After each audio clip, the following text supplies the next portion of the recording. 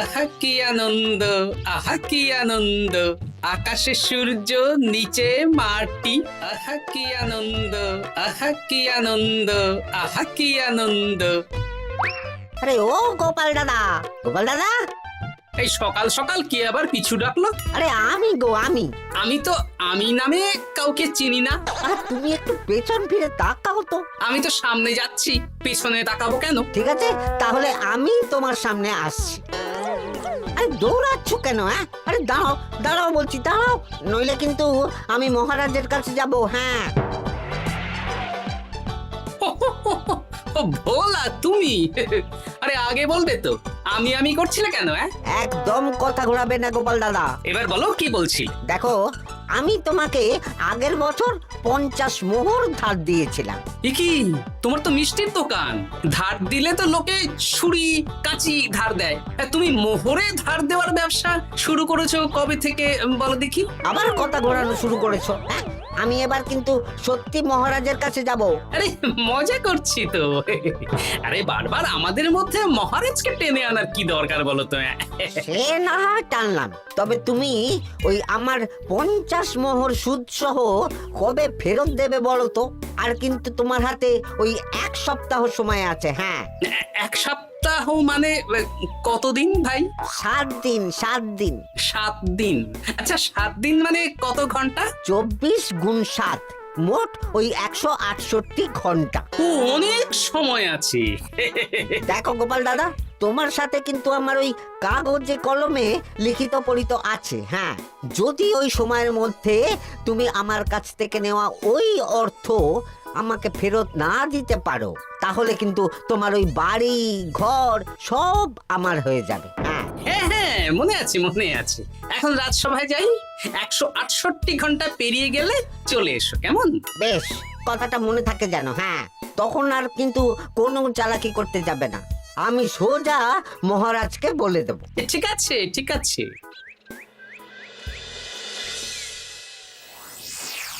দেখুন মহারাজ, নিজের চোখেই দেখুন, সবাই হাজির, শুধু গোপাল ধা।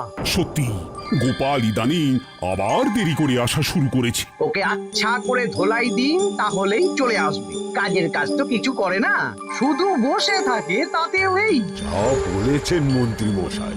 আমার মতে গোপালকে রাজসভাতেই বেঁধে রাখুন, তাহলে আর বাড়িতে যেতেও হবে না, আর দেরি করে আসবেও না। রোজ রোজ গোপাল করে রাজসভায় আসতে দেরি, তাই এবার তার পায়ে পড়াতে হবে বেড়ি। এই তো মহারাজ চলে এসেছি। আর বলবেন না, রাস্তায় ভোলা ময়রা চেপে ধরছিল। থাক, আর অজুহাত দিতে হবে না। নেহাত ভাগ্যের জোরে এই রাজসভার চাকরিটা পেয়েছিল। হ্যাঁ, মহারাজ ভালো মানুষ, তাই তোমাকে পুষছেন। আচ্ছা আপনি কি বলতে চাইছেন কি? আমি বলতে চাইছি যে মহারাজ যদি তাড়িয়ে দেন, তাহলে তোমার কি কিছু করে খাওয়ার যোগ্যতা আছে গোপাল? আপনার নিজের যোগ্যতা আছে? আছে বলেই মুখ ফুলিয়ে বলছি। হ্যাঁ, মন্ত্রী এটা একটা ভালো প্রসঙ্গ তুলেছে।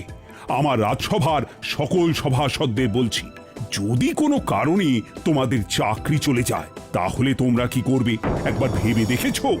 না মহারাজ, ভাবনাটা আমি সঠিক সময় কাজে লাগাই, ওই অকারণে ভেবে মাথা খারাপ করতে চাই না। হ্যাঁ, আহা, রাজসভার চাকরিটা তো তোমাদের পেশা।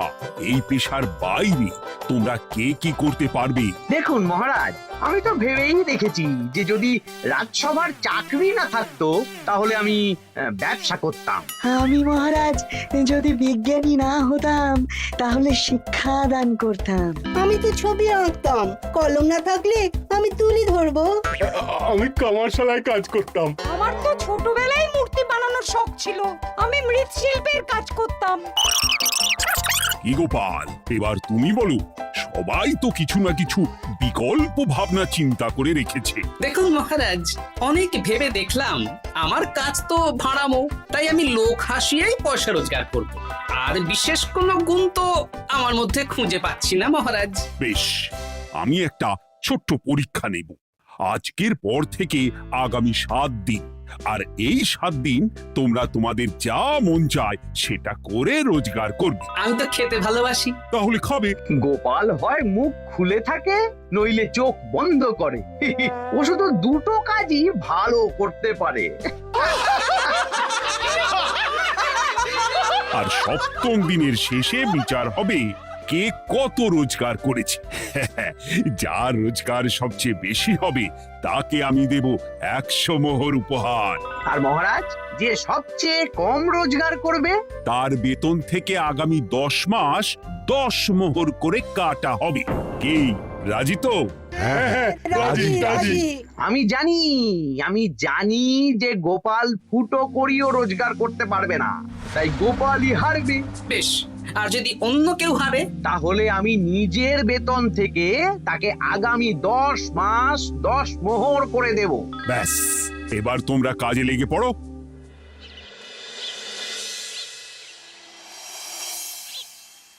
এ কি গিন্নি, আজকেও নিরামিষ? হ্যাঁ, আজকেও নিরামিষ খেতে হয়। হ্যাঁ, রোজই তো কিছু না কিছু একটা লেগে আছে তোমার। আমাদের পুরো শরীরটাই তো আমিষ। হ্যাঁ, তাহলে আমিষ খেতে বাধা কিসের বলো দেখি? বেশি তর্ক করতে হবে না বাপু, তা তোমাকে ডিম বানিয়ে দেবো। হ্যাঁ, না, আমি মানুষই। ঠিক আছে গিন্নি। আরে তোমাকে ডিম বানাবো বলেছি নাকি? আমি বললাম তোমার জন্য ডিম বানিয়ে দেবো। জন্যটা তো বলনি তখন। আরে তাড়াতাড়ি দাও, তাড়াতাড়ি দাও। এখন কদিন শুধু খাবো আর ঘুমাবো, 7 দিন ছুটি। ছুটি মানে? সেসব পরে বলবো গিন্নি। যাও গিয়ে ডিম সেদ্ধ বসাও।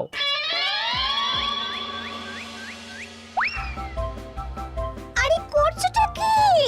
বাড়িতে যা মোহর আছে সব তুলে কোথায় নিয়ে যাচ্ছো? আড়ত বাজারে। কেন কেন? তুমি আড়তে গিয়ে কি করবে? আড়তটাই কিনে নেব। কেন? তাহলে খোলা বাজারের সব ব্যবসায়ী আমার কাছে আসতে বাধ্য হবে, আর আমি ভালো মুনাফা রেখে সব বিক্রি করব। এ কি? রাজবাড়ির সুখে চাকরি ছেড়ে দিলে নাকি? না না না, এখন 1 সপ্তাহ ব্যবসা করে মহারাজের কাছে আমার যোগ্যতা প্রমাণ করব। সব পরে বুঝিয়ে বলবো। হ্যাঁ, আমি আপনাকে সব শিখিয়ে দেব। তাহলে ভাই ওই আগামীকাল সকাল থেকে কাজে লেগে পড়বো, কেমন? তাহলে বুঝতে পারলেন তো যে কি করতে হবে? হ্যাঁ হ্যাঁ জমিদার মশাই, কবিতা লেখা যেমন আমার পেশা, তেমনি চিত্রশিল্প আমার নেশা। তাহলে তো আর কোনো চিন্তাই নেই। আশা করি খুব সুন্দর ছবি আঁকবেন। আপনি 1 সপ্তাহ পর এই মন্দির চিনতেই পারবেন না। এই নিন আপনার জন্য 50 মোহর অগ্রিম। মন্দিরের চিত্রকলা শেষ হয়ে গেলে আরো 50 মোহর দেব, ঠিক আছে? বেশ।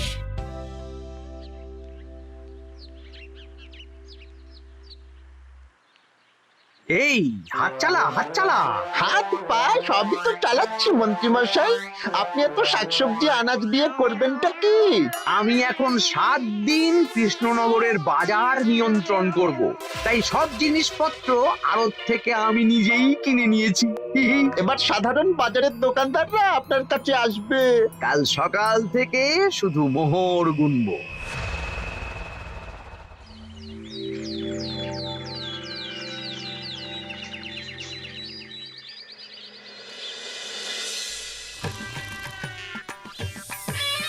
আরে এত বেলা হয়ে গেল, আর কত পড়ে পড়ে তুমি ঘুমোবে? এত লম্বা ছুটি পেয়েছি, এখন তো বিশ্রাম নিতেই হবে গিন্নি। কিন্তু পুকুর ঘাটে গিয়ে তো আমি অন্য কথা শুনলাম। তুমি আবার কি শুনেছো? তোমাদের মহারাজ নাকি বলেছেন আগামী 1 সপ্তাহ তোমরা সকল সভাসদেরা ওই সকল সভাসদেরা নিজের ইচ্ছে মতো কাজ করে রোজগার করব। আমার কাজ তো ভাড়ামো করা, তাই ভাড়ামোর সুযোগ এলে সেটাই করব। কিন্তু যদি সুযোগ না আসে, তাছাড়া যার রোজগার সবচেয়ে কম হবে তার তো বেতন থেকে 100 মোহর কাটা হবে গো। এই খবর পেয়ে গেছো? বাবা, পুকুর ঘাট না পরনিন্দা পরচর্চা কেন্দ্র? হ্যাঁ, ওসব বাজে কথা বাদ দিয়ে কোনো কাজ শুরু করো, কাজ শুরু করো। এরকম গা এলিয়ে শুয়ে থাকলে ভগবান এসে তোমাকে পয়সা দিয়ে যাবে না গো। গোপাল দাদা, ও গোপাল দাদা, বলছি গোপাল দাদা, কি খবর গো? এই তো গতকাল তোমার সাথে কথা হলো, আজ একেবারে বাড়িতেই চলে এসেছো। তোমার যা হালচাল তাতে তো মনে হচ্ছে ওই কদিন পরে বাড়িটা আমারই হবে। আর সেই আশাতেই বসে থাকো। এই ভোলাময়রা এসেছে কেন গো? এসব কি বলছে? মা ঠাকুরুন, আপনার কাছে আর কি লুকাবো? বহুদিন আগে গোপাল দাদা আমার কাছে 50 মোহর ধার নিয়েছিল। সেই ধারের থেকে 5 মোহরা এখনো আমাকে শোধ করেনি। সে কি? হ্যাঁ, শর্ত অনুযায়ী যদি গোপাল দাদা আগামী ওই 6 দিনের মধ্যে ধার না শোধ করতে পারে তাহলে এই বাড়ি আমার হয়ে যাবে। তুমি আমাকে এত বড় কথা লুকিয়ে রেখেছো? হ্যাঁ, না আমি বলবো বলবো করে বলা হয়ে ওঠেনি আর কি। এবার আপনি দেখুন গিন্নিমা কি করবেন। ভিটে মাটি ছেড়ে কোথায় গিয়ে উঠবেন দেখুন। কি গো, এতেও তোমার হুঁশ হয় না? হ্যাঁ? ধুর, এই অযথা চিন্তা করো না তো, কিছু না কিছু একটা হয়ে যাবে।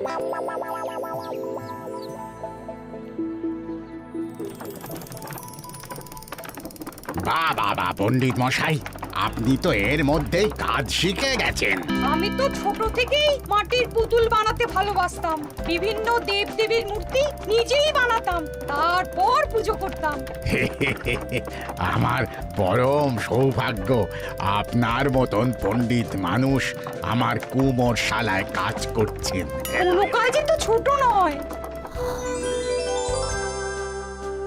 সত্যি সভাকবি মশাই, আপনার তুলিতে জাদু আছে।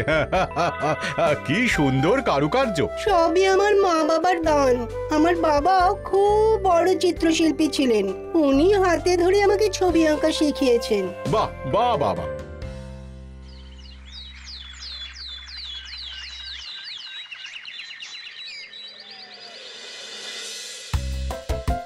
এই যে পুটি, আজকে তো একটা মজার জিনিস শেখাবো। কি জিনিস? নয়ের নামটা তো তোরা পড়েছিস, হ্যাঁ, বল তো। 9 একে 9, 9 দুগুণে 18, 3 9 27, 4 9 36। ঠিক আছে ঠিক আছে, এবার থাম। পুরো মুখস্থ। সে তো বুঝতেই পারছি। এবার মজার জিনিসটা দেখ। 9 কে 9, 9 দুগুণে 18, 18 মানে কি?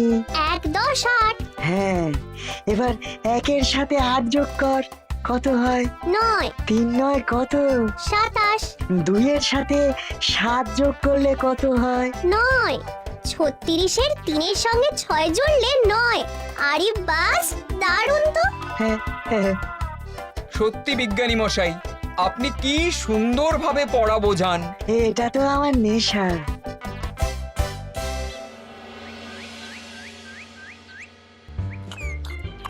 বলছি, তুমি তো দিব্যি বাড়িতে বসেই আছো। হ্যাঁ, কিছুই তো করছো না। সত্যি বলো তো, তুমি ভাড়া মোছাড়া আর কি কিছু করতে পারো? হ্যাঁ, এই আদেশ করতে পারি। গেনি একটু তরকারি দাও তো, জলের ঘটিটা দাও না। যত সব। আচ্ছা, সত্যি তো ভাড় না হলে আমি কি হতাম? আমি কুমোর হতাম। মাটির কাজ শুনেছি খুব সোজা। যাই, কুমোর পাড়ায় যাই।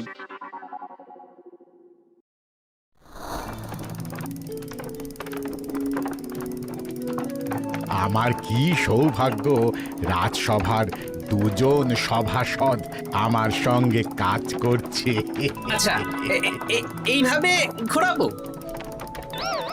এই যা, হলো না হলো না। এটা কি মুড়ির মোয়া নাকি? দাও, আমাকে করতে দাও, তুমি অন্য কিছু করো।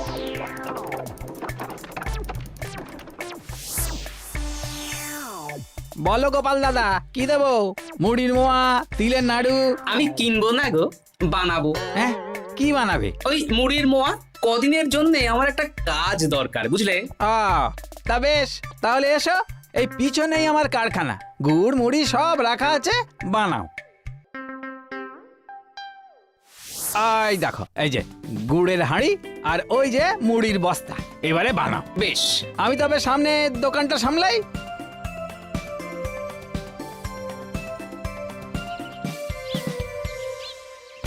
এ কিসের আওয়াজ হলো?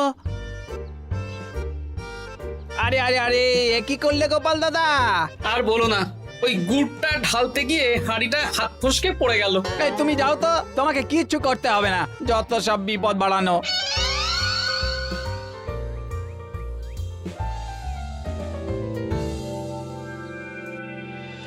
তোমার দ্বারা কিছুই হবে না। হ্যাঁ, সত্যি তো, আমার দ্বারা যে কিছুই হবে না গিন্নি। তাহলে তুমি করবেটা কি?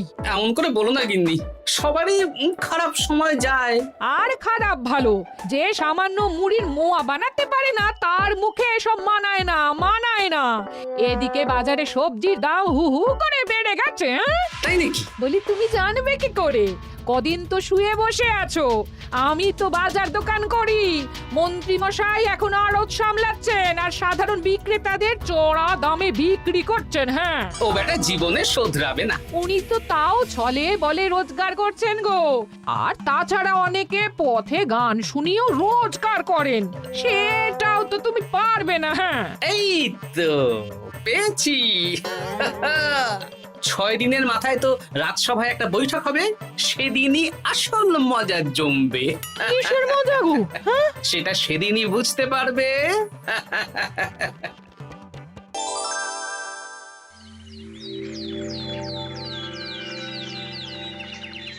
তারপর বলো, আজ তো ষষ্ঠ দিন, আজ অবধি তোমরা কে কত কত রোজগার করেছো? মহারাজ, আমি এখনো অবধি 200 মোহর। বাহ বাহ বাহ! আমি মহারাজ 15 মোহর। হ্যাঁ, আমি 5 মোহর। বিভিন্ন বাড়িতে বাচ্চাদের পড়াচ্ছি, শিক্ষাদান করছি দিনরাত। সেনাপতি, আমি 10 মোহর পেয়েছি, আরো পাবো। আমি 50 মোহর অগ্রিম পেয়েছি, আরো পাবো আগামীকাল। বাহ বাহ বাহ! সবাই তো ভালোই রোজগার করেছো। আর গোপাল, তুমি বলো। মহারাজ, আমি এখনো অবধি কোনো রোজগার শুরু করিনি। আমি আগেই বলেছিলাম গোপাল একটা কানা করিও রোজগার করতে পারবে না। আসলে মহারাজ, আমি আজ সকালেই আমার প্রতিভা খুঁজে পেলাম। তোমার আবার কি প্রতিভা? আমি ভালো গান গাইতে পারি মহারাজ। আমার ছোট্টবেলার ইচ্ছে ছিল আমি রুদ্ধদ্বার সভা করব, গান গাইবো, আর দর্শক বা শ্রোতারা আমার গান শুনে আমাকে পয়সা দেবে। বাহ বাহ বাহ! তা শোনালি না কেন? আমি চাই আপনারা সবাই আমার বাড়িতে আসুন, আমার গান শুনুন। এই না না না না না, তোমার গান শুনে অর্থ ব্যয় করতে পারবো না গোপাল। যদি শোনাতে হয় তো বিনামূল্যে শোনাও। তুমি ভেবেছো কায়দা করে গান শুনিয়ে রোজগার করবে? সেসব চালাকি কিন্তু চলবে না। না মহারাজ, আমার গান শুনতে আসার জন্য একটা কানা করিও খরচ করতে হবে না। আমি বিনা পারিশ্রমিকে গান শোনাবো। বেশ, তাহলে কবে শোনাবে বলো? এখনই চলুন, শুভস্য শীঘ্রম। আবার যেতে হবে কেন? এখনই শোনাও। আমার আবার নিজের বাড়ি ছাড়া প্রতিভা বিকশিত হয় না। বেশ তো, এই কদিন টানা কাজ করেছি, তোমার গান শুনে মনটা যদি ফুরফুরে হয়ে যায় ভালো তো। চলো গোপাল। আসুন আসুন, সবাই ভিতরে আসুন, আসন পাতা আছে, সবাই বসুন।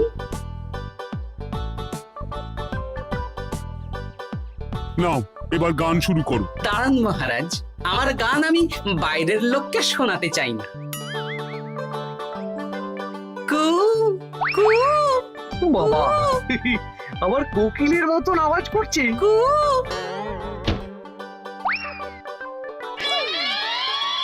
নাও নাও, শুরু করো।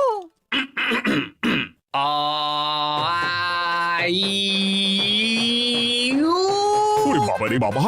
আরে এত চিৎকার করছো কেন? থামো থামো থামো! এটা ভালো লাগছে না? অন্য গান শোনাচ্ছি তাহলে। আকাশে মেঘে বাতাসে বায়ু, জ্যোতিষী বলেছে আমার 100 বছর আয়ু।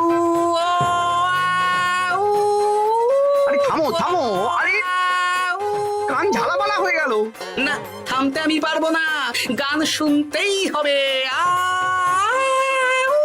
ওরে ওরে বাবা রে বাবা, এই কানে তালা লেগে গেল, আমি পালাই। পালাতে পারবেন না, বাইরেও তালা দেওয়া আছে। বাইরে তালা খুলতে বলো। বাইরে বেরোতে হলে প্রত্যেককে 100 মোহর দিতে হবে। আমরা তো আগেই বলে দিয়েছি, তোমার গান শোনার জন্য কোনো পয়সা দিতে পারবো না। এটা তো গান শোনার জন্য নয়, বাইরে যাওয়ার জন্য। আমার গান শুনতে আসার জন্য কোনো অর্থ লাগে না। গান শুনে বাইরে বেরোতে গেলে অর্থ লাগবে, জনপ্রতি 100 মোহর মাত্র। কি জ্বালাতন! হয় দিন, নইলে আবার শুরু করছি। থামো থামো! আপনারা কি সবাই দেবেন না এখানেই থাকবেন? এই আরে, আমার কাছে এখন 50 মতন মোহর আছে। আমার কাছে 5 মোহর আছে। আছে। সে আমি লোক পাঠাচ্ছি আপনাদের সবার বাড়িতে, পুরো অর্থ পাবো, তারপর সবাইকে ছাড়বো। আচ্ছা, এটা কি ঠিক করলে গোপাল? দেখুন মহারাজ, আমি কথা নিয়ে খেলি। সব সভাসদেরা 6 দিন খেটে যা না রোজগার করেছে, আমি শুধু বুদ্ধির জোরে আর ভাড়ামো করে ঘন্টা খানিকের মধ্যে তার থেকে বেশি রোজগার করে নিলাম। যদিও এখনো একদিন সময় আছে। সত্যি গোপাল, তোমার বুদ্ধির জবাব নেই। মন্ত্রী মশাই, যে সবচেয়ে কম রোজগার করবে আপনাকে কিন্তু তাকে আগামী 10 মাস 10 মোহর করে দিতে হবে। হ্যাঁ নয় হ্যাঁ, এরকমই তো তুমি মুখ বড় করে বলেছিলে। গিন্নি কই গো, ভোলাকে ডেকে আনো, ওর ধার আজকেই শোধ করে দেব। হ্যাঁ যাচ্ছি। হ্যাঁ, আমরাও যাচ্ছি। গোপাল, কালকে রাজসভায় এসে তোমার পুরস্কারের অর্থটাও নিয়ে যেও। সে তো নিশ্চয়ই।